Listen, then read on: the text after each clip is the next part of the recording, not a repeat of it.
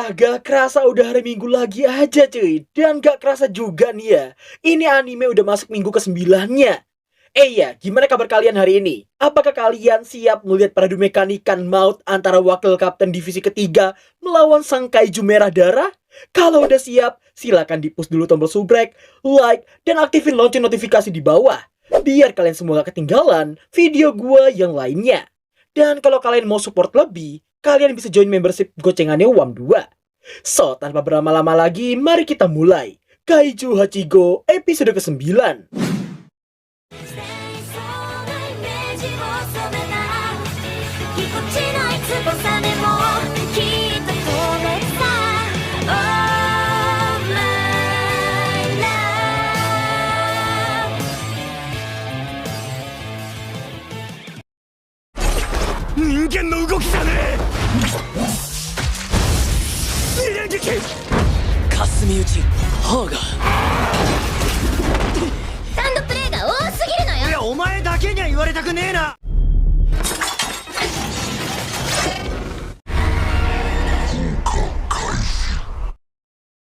Shin berpindah ke Hoshina yang sedang membaca artikel berita kemunculan sang kaiju nomor 8.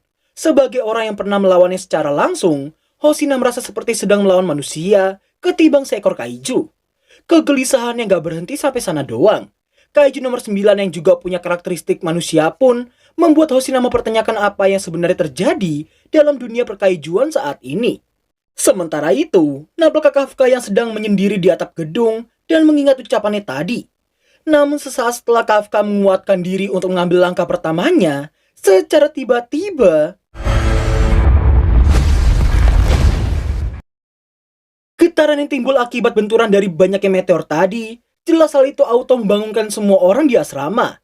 Hoshina yang juga merasakannya pun langsung meminta laporan dari ruang operasi. Okonogi lalu melaporkan bahwa puluhan kaiju baru aja muncul di sekitar pangkalan Tachikawa mereka. Mendengar banyak sekali kaiju yang menyerang via jalur langit, sontak hal itu membuat Hoshina terkejut. Apalagi saat Okonogi yang menambahkan bahwa semua kaiju itu memiliki level kekuatan rata-rata di angka 6 sampai 6,5. Dengan kata lain, semua kaiju yang menyerang memiliki potensi level Honju. Semua laporan itu tentu membuat Hoshina langsung bersiap, karena merasa tanggung jawab markas ada di tangannya selama kapten mereka nggak ada di sana. Setelah memberi perintah pengumpulan semua regu pasukan, dirinya berniat menggiring semua Honju itu ke tempat latihan, supaya nggak ada satupun korban sipil yang berjatuhan. Merasa aneh karena markas pusat yang belum ada laporan sama sekali, Hoshina menyadari bahwa target semua Honju itu hanyalah pangkalan Tachikawa doang. Di lain sisi, Kafka terlihat sangat terkejut mendapati pangkalan yang sudah dibanjiri oleh lautan api. Namun ketika ia melihat kaiju yang menyerang adalah jenis Wyvern, dirinya merasa ada yang janggal dan langsung melaporkannya pada wakil kaptennya yang baru selesai memberi perintah pada beberapa personilnya. Hal janggal yang dimaksudkan Kafka tadi rupanya adalah rutinitas tahunan para Wyvern yang biasanya muncul 10 ekor dalam satu tempat.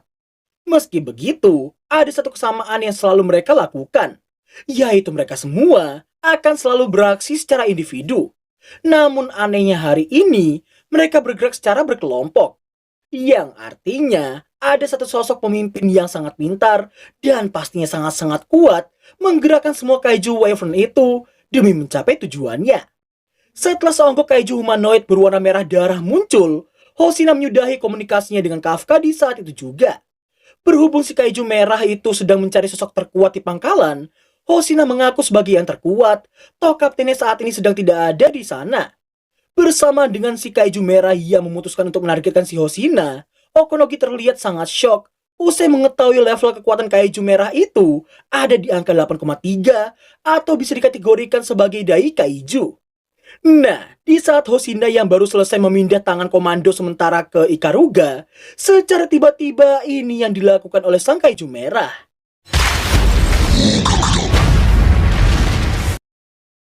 Setelah berhasil menghindari serangan dahsyat si kaiju merah, nampaknya si kaiju merah yang mengaum seperti sedang memberi perintah pada semua Honju di sana. Tapi ketika Hoshina yang baru berpaling sepersekian detik, kaiju merah itu sudah bersiap tepat di hadapannya. Namun untungnya aja, dia masih bisa menghindarinya dan membuat peradu mekanikan terjadi dalam seketika.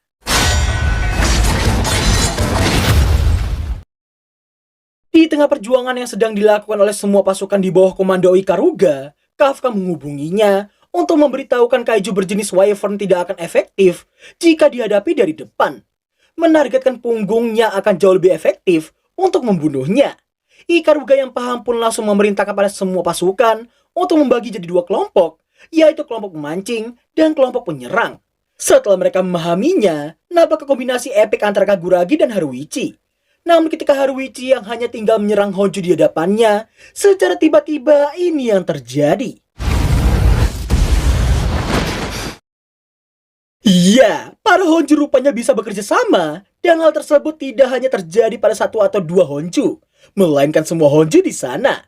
Di tengah rasa bingung yang sedang melanda, secara tiba-tiba Kikoru menghubungi dan memberitahukan masih ada satu cara lagi.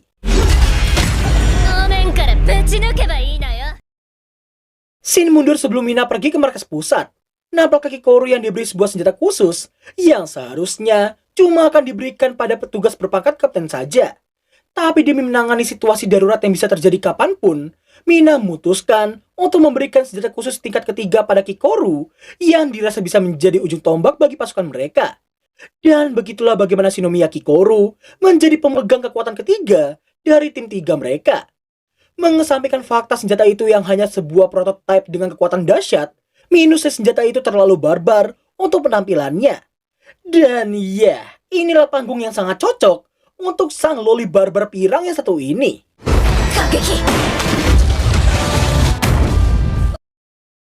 Melihat aksinya si Kikoru barusan, Ichikawa merasa senjata itu sangatlah cocok untuk sifat barbarnya itu. Namun di saat Kikoru yang agak lengah, dengan sigap Ichikawa langsung membantunya dengan tembakan pembeku secara beruntun. Kikoru pun terkejut karena si Ichikawa yang sudah bisa beradaptasi melawan kaiju berlevel Honju seperti itu. Setelah berhasil menumbangkan kaiju tersebut, Kikoru mengizinkan Ichikawa untuk mensupportnya asalkan dia bisa mengikuti pergerakannya. Setelah Ichikawa menyetujuinya, nampak Kaguragi dan Haruichi yang juga gak mau kalah dari mereka berdua. Sementara itu, nampak Hoshina yang masih memancing si kaiju merah yang memiliki speed dan juga power yang sangat tidak masuk akal. Hoshina pun sangat terkejut karena merasa kaiju merah itu sedang menikmati peradu mekanikan tersebut. Setelah Okonogi diperintahkan untuk membuka gerbang nomor 3, nampak kaiju merah yang mengikutinya sembari menghancurkan gerbang tersebut yang dikatakan sangat mahal olehnya. Dan lagi-lagi, baru aja berpaling sepersekian detik, kaiju merah itu sudah hilang dari hadapannya. Yang ternyata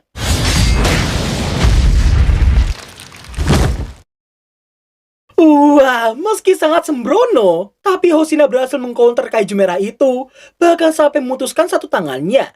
Hoshina sendiri ternyata masih hidup, dan terpaksa melepaskan kekuatan tempurnya sampai ke angka 92%. Shin kembali ke pasukan yang masih menghadapi para Honju. Melihat Minase yang akan disembur oleh salah satu Honju di sana, Kafka yang tahu ia takkan sempat memutuskan untuk menggunakan transformasi parsial pada kakinya. Dan pada akhirnya, Minase pun terkejut sekaligus senang karena mengira si Kafka yang akhirnya bisa menggunakan output power seragam mereka dengan sangat baik. Kafka yang speechless pun hanya bisa ngedabrus gak jelas yang gak sesuai dengan fakta yang ada. Namun ketika si Honju yang mau menyembur lagi, secara tiba-tiba ini yang terjadi. Setelah menyerahkan semua Honju di sana pada si Kikoru dan juga Ichikawa, nampak Kafka yang diminta untuk tidak gegabah seperti sebelumnya. Ichikawa juga memintanya untuk lebih percaya dengan kemampuan semua rekan mereka.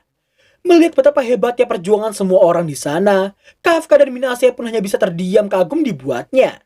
Gak lama kemudian, tim Nakanoshima, tim Ebina, tim Takao, dan tim Itakura datang dengan bala bantuan mereka masing-masing. Berkat mereka semua, para Honju berhasil dikurangi dengan signifikan. Kafka lalu ngajakin si Minase untuk menolong mereka yang sedang terluka di medan perang. Di sepanjang perjalanan, Kafka terlihat sangat senang melihat perjuangan semua rekan mereka yang sangat-sangat hebat baginya. Sementara itu, nampaknya Hoshina yang menekankan bahwa pertempuran kali ini akan dimenangkan oleh tim tiganya. Tanpa banyak bicara, kaiju merah itu terlihat bersiap untuk menghadapi sosok wakil kapten divisi ketiga di hadapannya. Sontak Kaiju Merah itu sangat-sangat terkejut karena meskipun dia telah berhasil memprediksikan serangan Hoshina, tapi kecepatannya kalah jauh darinya. Belum merasa kalah darinya, Kaiju Merah itu masih nekat menghadapi teknik berpedang si Hoshina yang terlampau cepat dan juga sangat kuat. Meski Hoshina berhasil menebas leher serta sebagian tubuhnya, tapi sayangnya dia ternyata bisa bergenerasi dengan sangat cepatnya. Hal tersebut tentunya membawa pradumekanikan mereka jadi jauh lebih intens dari sebelumnya.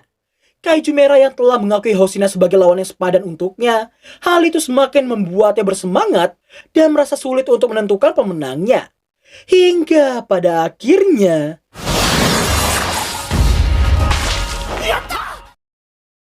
melihat wakil kapten mereka yang berhasil menebas tubuh Kaiju Merah itu, seketika itu Okonogi dan semua orang langsung bersorak untuknya. Mengira mereka sudah menang, namun ternyata Hoshina menyadari bahwa ini semua belum berakhir sama sekali. Di saat yang bersamaan Kafka terlihat kesakitan, begitu mendengar transmisi aneh yang berasal dari sang Kaiju Merah. Dirinya bahkan bisa langsung tahu bahwa wakil kaptennya itu sedang menghadapi kesulitan yang sangat serius saat ini. Dan bener aja dong, Kaiju Merah yang menolak untuk kalah terlihat meningkatkan level kekuatannya sembari menyebarluaskan uap panas di sekitarnya. Setelah semua uap itu hilang, di sini Okonogi dan Hoshina akan dibuat sangat-sangat terkejut begitu melihat Kaiju Merah yang baru aja menaikkan level kekuatannya ke angka 9,0.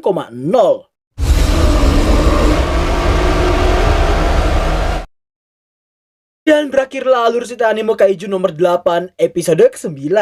Waktunya sesi pendapat dan rating. Loh bang, kok nggak ada lagi SBK bang? Skip dulu bre, gua kurang suka kalau komentarnya itu out of topic. Apalagi kalau komentarnya itu nanya hal privasi. So, mendingan kita ganti dulu jadi sesi pendapat dan rating kayak tahun lalu. Epic, badas, yo jelas toh, di balik mata sipit. Kok kayak gak enak ya? Sorry gue ganti. Di balik matanya yang keseringan merem. Seriusan, Hoshina keren edan pas ngelawan Kaiju nomor 10 fase pertamanya. Kenapa gua nggak langsung nyebut Kaiju nomor 10 dan malah nyebut Kaiju Merah? Ya karena di episode kali ini Kaiju nomor 10 belum dinamain begitu. Makanya gua ngikutin arusnya doang. Jadi please banget nih ya, gak usah protes atau sok pengen nge-spoiler. Karena apa? Karena gua udah baca manganya dek. Dan inget ya, anime dan manga itu dua hal yang berbeda. Membaca dan menonton itu juga hal yang berbeda ya adek. Sering gue lihat, Bang, aku udah nonton komiknya. inilah pentingnya meningkatkan ilmu pengetahuan. Biar bisa bedain mana membaca dan mana menonton. So, karena battle epic tapi nanggung dari episode ke-9 ini, mari kita berikan rating 9,0 per 10. Dan mungkin minggu depan bakal gue naikin jadi 9,5 per 10 kalau emang epicnya kebangetan. Ya hampir lupa, abis penutupan ini ada satu cuplikan yang mau aku tunjukin ke kalian. Jadi jangan di skip dulu ya guys. Nah, thanks for watching dan sampai jumpa di episode ke-10 di minggu depan. Bye-bye.